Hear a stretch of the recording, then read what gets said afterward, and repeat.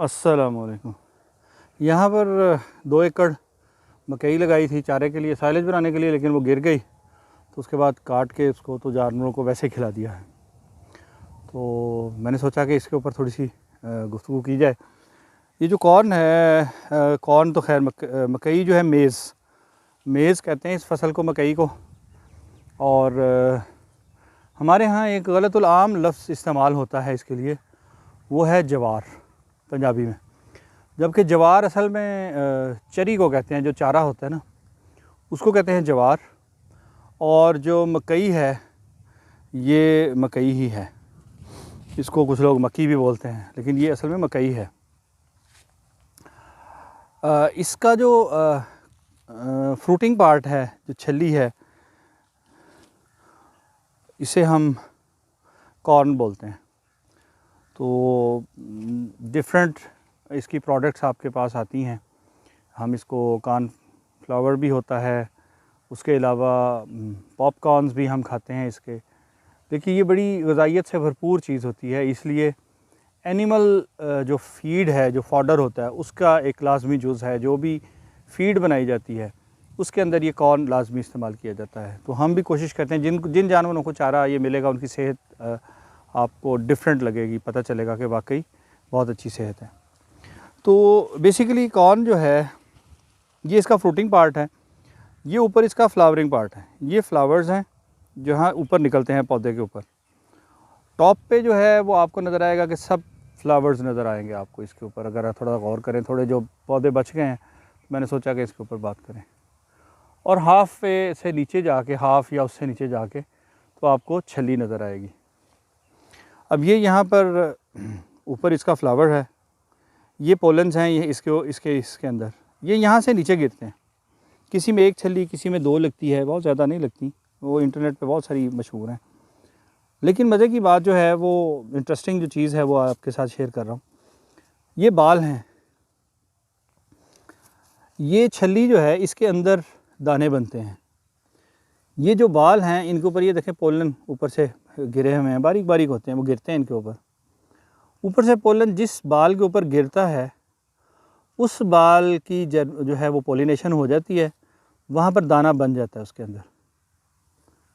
ये एक ऐसा सिस्टम है जिसके ज़रिए पोलन अंदर जाता है, नेचर ने बनाया है।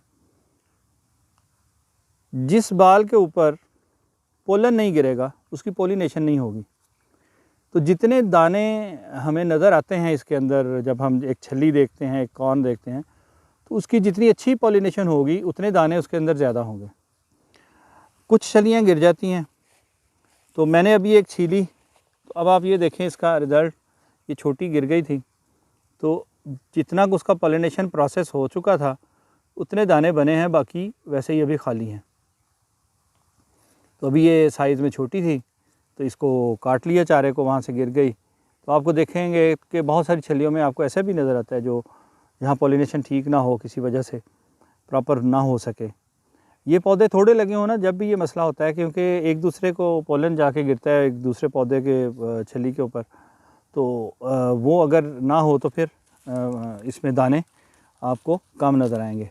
तो ये बड़ी अजीब बात है, बड़ी इंटरेस्टिंग चीज़ है कि जितने इसके अंदर दाने की स्पेस बनी है, उतने ही उसके ऊपर बाल हैं। और जिन दानों की पोलिनेशन होगी, उसके ऊपर पोलन गिरेगा, उतने ही दाने बनेंगे।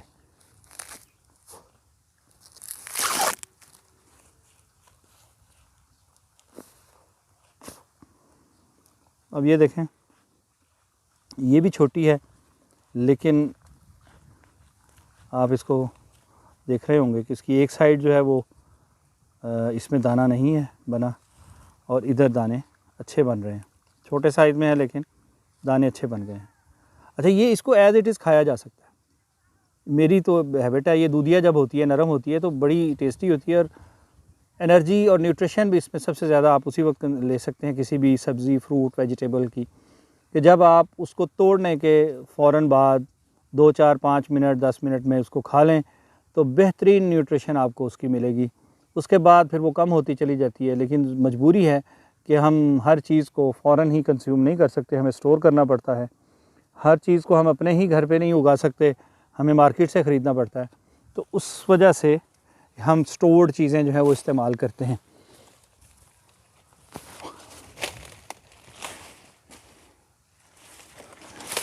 ये देखें ऊपर ये इसका फूल है, ये टेढ़ा हो चुका है और ये इसकी छली है और इसका कलर डार्क हो चुका है। ये क्या वजह है? ये पौधों की कुछ अपनी वजह हो सकती है, इसको भी चेक करेंगे कि ये क्या है। तो ये एक छली लगी है, ज़्यादातर एक होती है, किसी किसी में 2 होती हैं, अमूमी तौर पर एक छली लगती है और कॉर्न जो है पूरे फील्ड में इस तरह हासिल किया जाता है। इसको सुखा के और फिर इसके दाने अलग किए जाते हैं, फिर बाकी प्रोसेस होता है। लेकिन चूँकि हमें इसकी भरपूर ग़िज़ाइयत अपने जानवरों के लिए दरकार है, इसलिए हम इसको छली समेत दाने समेत जानवरों को खिला देते हैं। तो आज के लिए इतना ही काफ़ी है। सी यू, अल्लाह हाफिज़। बता तो दिया, दिखा भी दें कि इसको एज़ इट इज़ खाया जा सकता है, और अगर आपको फ्रेश दूधिया छली मिल जाए उसको खाएं, आप इंजॉय करेंगे, वाकई बहुत टेस्टी है।